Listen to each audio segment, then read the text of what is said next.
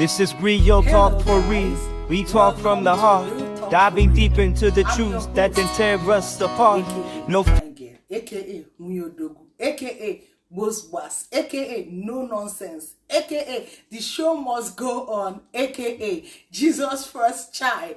How are you guys doing? Hope you're having a wonderful weekend and you had a productive week. Today, I'm here with a special guest. But before I introduce him, please, if you're watching me for the first time, please subscribe to my channel, Real Talk for Real, on YouTube, and also follow me on Instagram on Real Talk for Real 2015 and on TikTok real.talk.forreal75. And if you have anything juicy to talk about, please email me at realtalkforreal@gmail.com. realtalkforreal75@gmail.com. And to all my subscribers, I want to say a big thank you. 1,000 plus subscribers. You guys are amazing. Thank you so much for believing in me. Thank you so much for your support, for your love. I appreciate you. You guys are the reason why I do what I do. Thank you so much for supporting me. I am so grateful from the bottom of my heart. Yay! Thank you guys. So today we have an amazing guest with us. Guys, it took me one whole year to get him to you guys. One whole year. I have been applying. I'm begging. I have never seen a legend that is this busy, always booked, always doing something amazing everywhere in the world. If he's not here, he's there. Oh my goodness, but I am so happy to finally have him here. Let's welcome our legend, Mr. Victor Orlando. Thank you for coming here. We are so happy to have you here on Real Talk for Real. Well, thank you so very much. I finally made it. You finally made it. I'm so excited that you finally made it. You guys, these are the things I do for you guys. 1 year, I've been begging. Asking. So today we're going to head on to get to know him better. I'm sure you guys want to know who Mr. Victor Orlando is. So here we go. You guys are about to learn more about him. He's a musician. He's a Grammy nominee.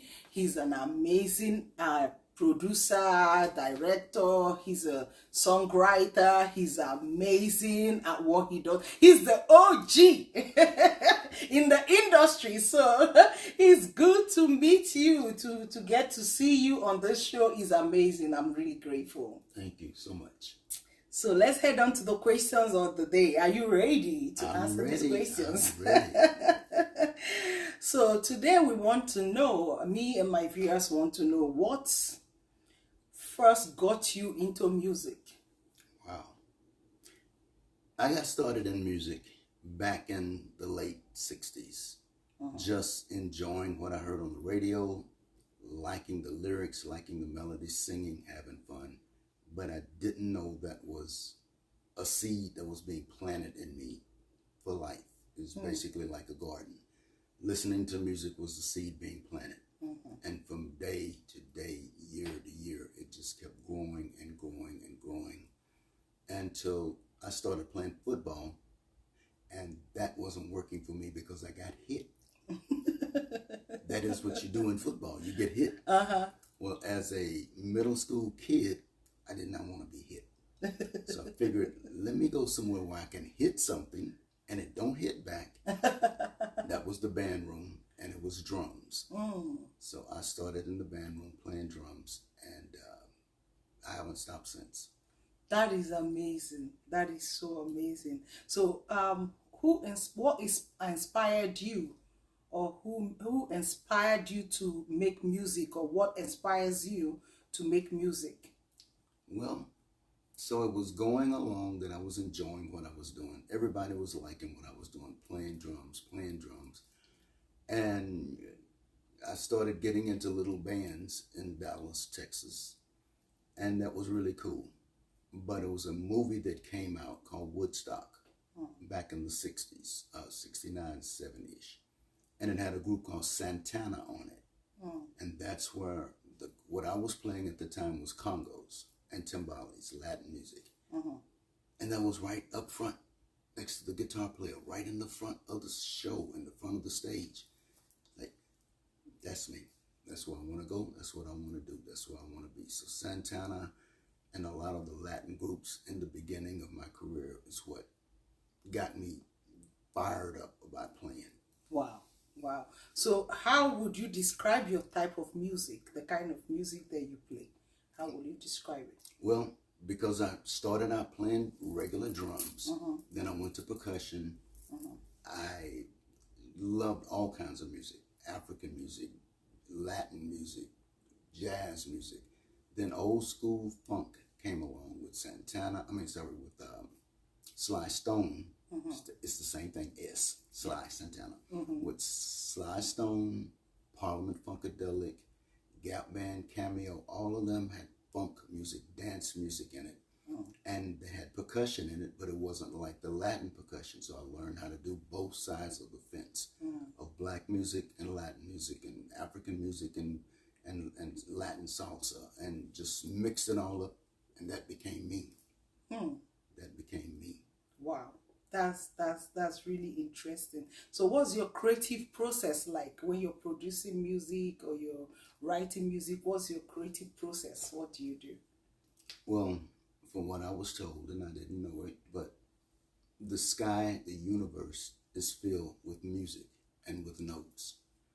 And as you're creating and thinking of how you want a song to go, little do you know it, as an analogy, you're reaching up in the universe and grabbing some music and putting it in your ear.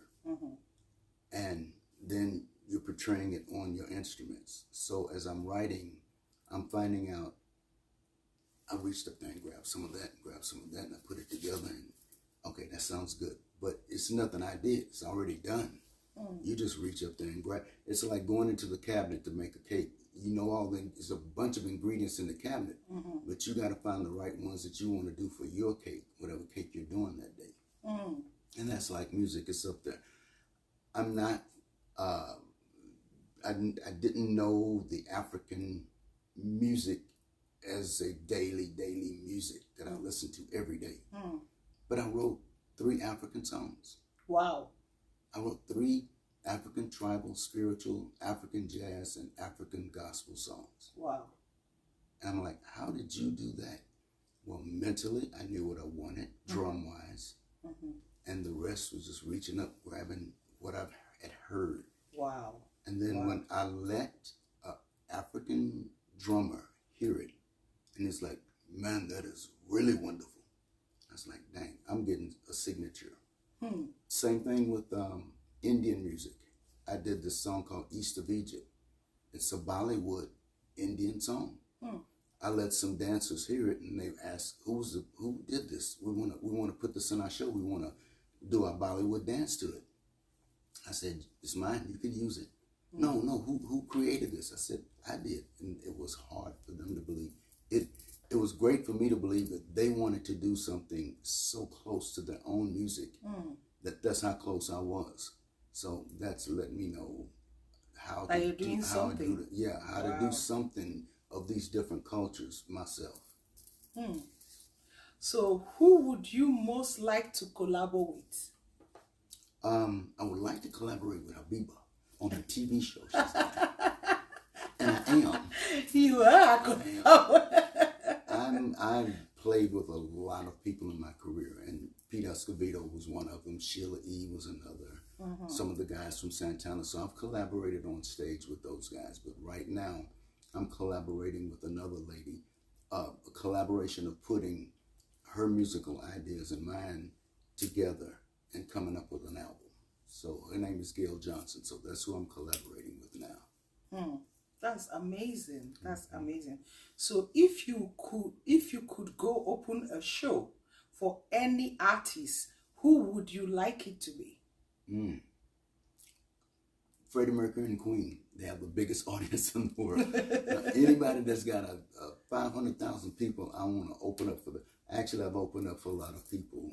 We just opened up for Living Color, a group out of New York, a rock group, which was a thrill of my life. I've opened up with other different artists that's come along that they allowed me to go and open up their shows with my band and my music. And but anybody that allows me to, it's a blessing. Wow. Yeah. Wow. So what is one message you would like your fans, you would like to give to your fans? What is one message that you would like to give to your fans? Just, if I have a show, it's not just a show. It's a gift-giving event. I found out what I do is a gift. And the shows are designed for me to give the gift to the fans and the audience that come to get it. And it's like every time I do a show, it's like Christmas. Everybody's going to get a gift. And that's what I want you to do. Take a gift with you when you leave a show that I've done. So, I'm curious. Do you sing in the shower? Do I sing in the shower? Should ask the one that gives me the showers. I don't know this. And if you do, what songs do you sing in the shower? Actually, whatever's on, that I take my radio in the shower. My radio, Lord have mercy, how old am I? My radio. I take my phone in the shower and have a speaker in there and some Santana's on, some Sade's on, and I'm humming along or singing it while I'm trying to get in and get a quick shower and get out of there because I gotta go somewhere. I'm late for something. Okay, so if you were not making music, what would you be doing right now? Probably acting, because I act and I do movies and I do comedy and I write. But if I wasn't doing any of that, I couldn't or wasn't able to do any of that, probably to do a restaurant, be the head of a restaurant, start my own restaurant. I love to cook, I love food. I'll be a buyer and buy clothes and resell them and have a store. Just something probably different from what I'm doing, but still something that keeps me motivated. Interesting. So where have you performed, and what was your favorite and what was your least favorite? I've performed, thank God, around the world twice, per se. As I came from Dallas, came to Los Angeles, went to Canada, and that just started going Europe, Germany, blah, blah, blah, blah, blah. Came back to LA, worked around LA, then went back out again to Europe and London, Australia, blah, blah, blah, blah, blah, and then came back. So there's not, all of them are one good one, and there's not been any bad ones, because they're all whatever the script is. The only one would be a bad one. The only trip would be a bad one is if you go somewhere and A, don't get paid, or B, the thing doesn't happen and you have to come back home. But none of that's happened. Okay. All of it's been, got the gig, got the show, did the show, came back, enjoyed the people, enjoyed the place, and came back home. Interesting. Yeah. So do you have any show coming up that you want people to know? Well, if you're in the Los Angeles area, I have a cancer bursary. It's like an anniversary where you celebrate two people being together. Well, I'm celebrating cancer not being with me. It's cancer-free celebration. June 29th, 2025, at the Mix Restaurant in Pasadena, 443 East Colorado. It's from 4 to 8, so it's a Sunday evening. Food's there, music is going to be there. That's the next concert coming up that people can come to. That's interesting. So guys, you guys have it. You guys should go support and have fun. I will be there, so you guys come along and let's all have fun together. So back to the questions. How do you feel the internet has inspired the music business? It's messed it up. It really has. In a good way and a bad way. The bad way is so much conning and scamming and scheming out there, you don't know what's real. And in a good way, it's launched in a good way, as I say, when I was selling my singles of my music, I'm sitting in my living room and I look up on the board. I have a big map on the board and I say, I can't believe tonight my analytics says somebody in Czechoslovakia, Germany, Russia has just bought a single of mine. Wow. And I'm still sitting in Reseda. No, they just bought one of your singles. Yeah. That's the good part. Wow. The bad one is finding this radio DJ guy in Ghana, Africa, or in what was the other one from? France and Ghana. I don't know why they think we're stupid over here and they want to promote us and push us, and then we're going to bring you here and do a big concert. And I'm like, well, my rules are you book it, you pay me, you get the itinerary and the hotel, I'm there. None of that happened. And it's a continuous of different people. They try to hook, as in fishing, hook. They hook you, they got you. But I'm like, no, take this hook out of my mouth. You're not getting me through the hook back. No. Okay. None of it worked. It wasn't going to work. And thank God, I was able not to fall for it. But there are people out there that fall for it every day. Yes, that's true. Every day. That's true. They put in their life savings of trying to get pictures and CDs and stuff ready to go somewhere that's not happening. And it's not going to happen. So you have to be careful about that. You have to. You have to. And I've been careful. I've not left Reseda on a wild goose chase. That's for sure. So what's your favorite song to perform? Mine, of course. I have songs from a Grammy-nominated CD that I like performing. Argentina, my Latin song. Time to Party is my COVID release song. And then I have Be Ready, which is my cancer-free song. So I love to perform all of those because I'm really giving a real gift. I'm giving a gift that I created and I wrapped it and I put a bow on it and I'm giving it to you. The rest of the music is just other people's music that I wrap up, put a bow to it and give it to y'all and you enjoy it. But this one's special because it's mine. I wrote them. The band loves them. We played them and people love them. So those are a lot of the songs that I play that I like. Wow. Wow. That's good. That's interesting. So which famous musician do you admire? A lot of them that are really good and really nice. In this business, 50-50. You may run up on somebody that's nice and you may run up on somebody that's not nice. And the nice ones I've run up on, we've been at a situation where there was some there that, you know, hey, hi, and you're like, oh, hey, hi now. It's hey, hi. Okay, hey, hi. I've been standing over here in the hot sun and all I get is a hey, hi. But it's okay. You just smile and say hi and no, okay, that's not a good one. Then you get others that come over to your house and sit up and laugh and talk and swim in the pool and play Scrabble and have fun. And you're like, didn't you just win an Oscar? But you're in my house hanging out. Cool. Those are the cool ones. Oh, that's good. Yeah. So you have those nice, humble ones around, and you have also some arrogant, cocky ones that don't care. They're on the outside. You can wave at them as they wave back. You let them go on about their business. You're not coming to Christmas dinner at my house. So what's the most trouble you've ever gotten into? Trouble? Me? Victor Orlando? Trouble? Yes. You. I always get in trouble. I only get in trouble with God because I know he's got me on the path. And sometimes I get off of the path and sometimes I have to pray my way back on. So yeah, I've gotten in trouble a couple of times, serious trouble with him. But I beat cancer and I'm still standing. So he oversaw the trouble, oversaw the discretion, and got me back on track and continues with the blessings. That's amazing. That's what I have to say. He takes care of me.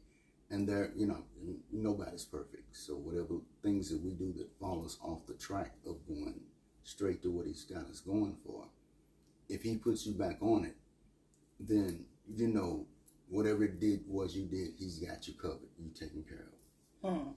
That's good. Yeah.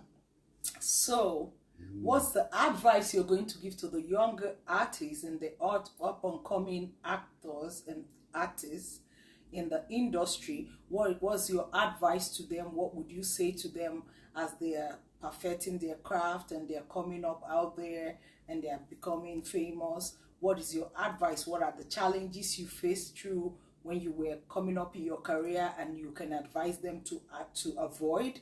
And what are the advice that you're going to give them today from what you know from your experience? It's a lot of stuff to tell somebody coming up, but one of the first things would be the book to this career.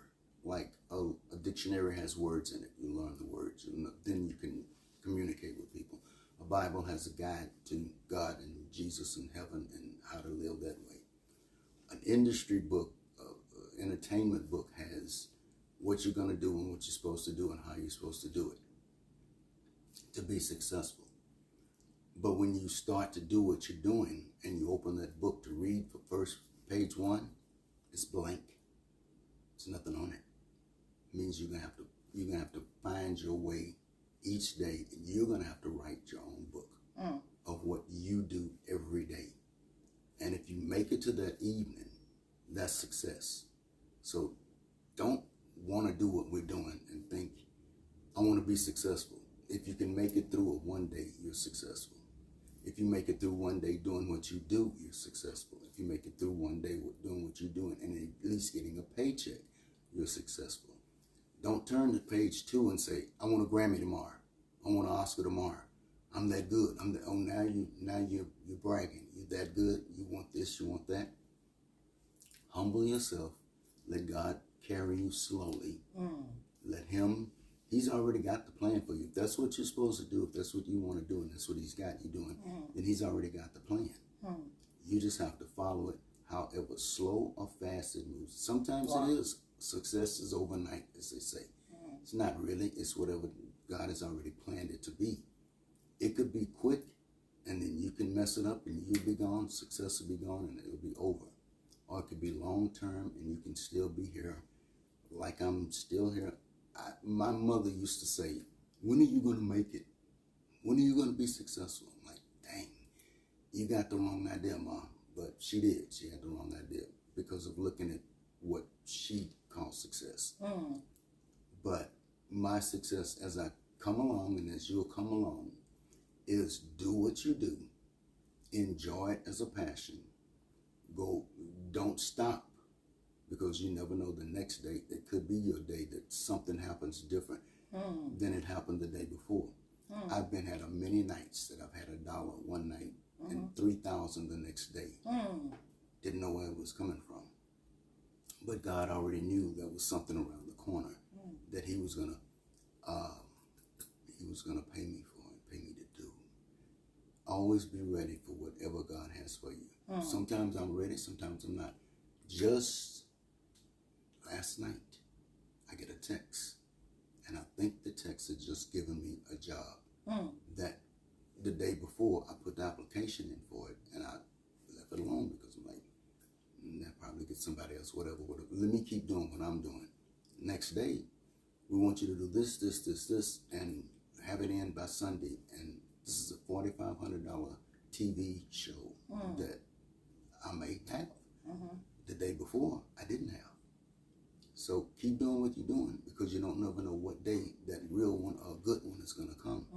And then if it doesn't come, see, that's God saying now, you said enough. Don't give the information. They have to learn on their own. They have to learn. That was God letting me say, you have to let them learn on their own. Yep. But you do have to trial and error. Okay. But don't let error overlap trial. Don't let all your errors just drown you. And keep going. If you're doing something, keep doing it. If it's good, it's gonna rise. That's amazing. You really do you want to keep going? Yeah, that's what I tell people because I do podcasts all the time, music and medicine, because I have had the cancer. What did you do before? What are you doing now? What are you doing after? And, you know, I'm still here through everything I've gone through. And you can too. Only a fool that doesn't listen are dead. Smart people are still alive. Yes, you said it. You said it all. Well said. Alive. Well said. So, if you would change anything in the industry, what would it be? The way musicians get paid. We love, and actors, we all love our craft so much, excuse me, that another person will see that and take advantage by underpaying you, undercutting you, not giving you what you're supposed to have or should have for what you do. I wish that wouldn't happen, wouldn't be. I wish it would just be straight up. I'm going to give you this, I'm going to do this for you, you give me that. And it's not that way. But all you can do is just pray to God and let him give you the next job, and maybe that'll make up for it. Okay. That's what I'm doing. So you guys in the industry, pay the actors and the musicians well. Pay them what they are worth. Yeah. Okay? You heard me?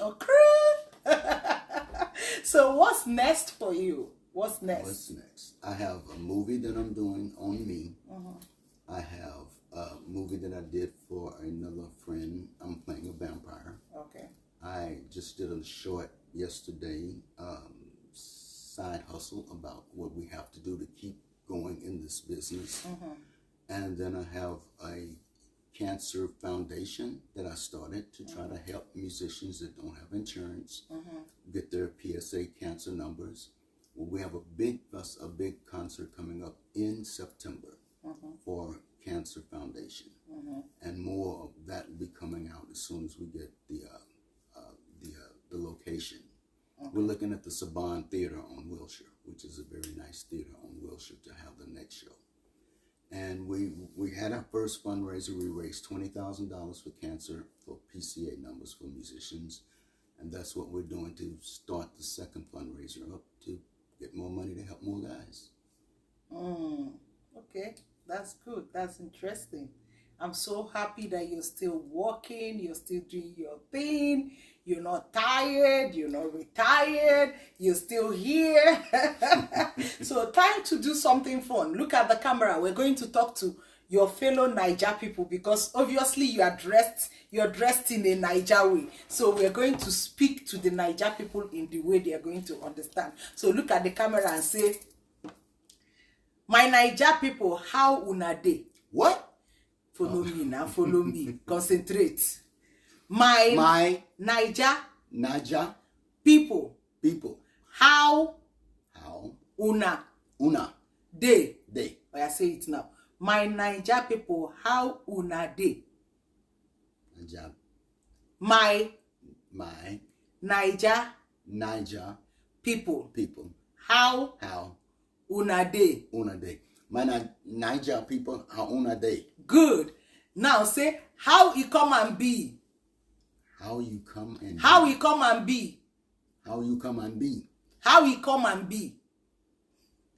How it come and be. How it come and be. It come and be. How it come and be. How it come and be. Tuale. I go see una soon. Soon. I go see una soon. Tuale.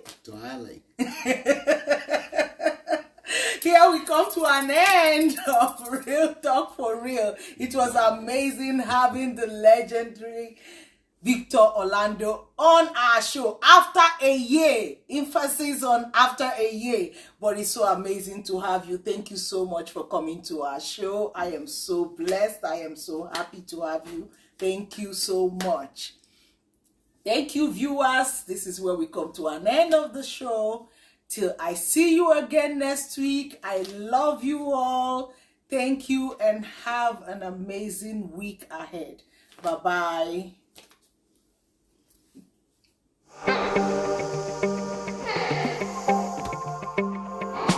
Real talk for real. Let me lay down in the heart.